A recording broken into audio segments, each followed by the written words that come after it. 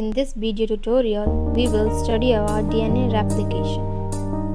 DNA is a molecule made up of two strands twisted around each other in a double helix shape. Each strand is made up of four chemical bases represented by A, C, G, and T. The two strands are complementary. This means where is a T, there will be a A in opposite strand, and where there is a C, there will be a G in opposite strand. Each strand has a 5' prime end and a 3' prime end. The two strands run in opposite direction. This determines how each strand of DNA is replicated.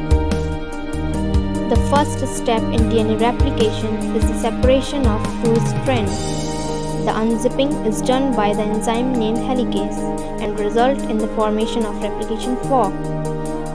The separated strands each provide a template for creating a new strand of DNA. An enzyme called primase starts the process. The enzyme makes small pieces of RNA called primer. This marks the starting point of the construction of new strand of DNA. An enzyme called DNA polymerase binds to the primer and will make the new strand of DNA. DNA polymerase can only add DNA bases in one direction, from the 5' prime end to the 3' prime end.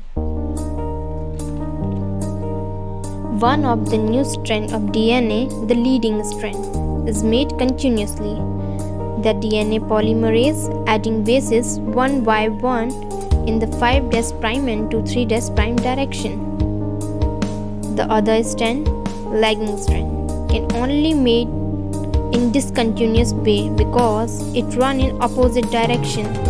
The DNA polymerase can afford to make it in a series of small chunks called Okazaki fragments. Each fragment is started with a RNA primer. DNA polymerase then add a short row of DNA bases 5' prime to 3' prime direction, and the next primer further adding the lagging strand, another Okazaki fragment then made, and the process is repeated again and again.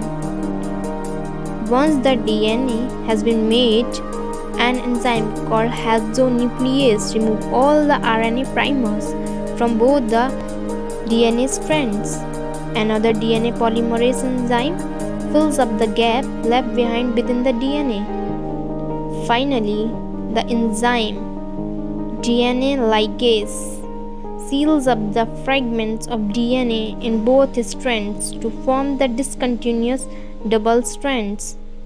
DNA replication is described as semi-conservative because each DNA is made up of an old conserved strand of DNA and one new one.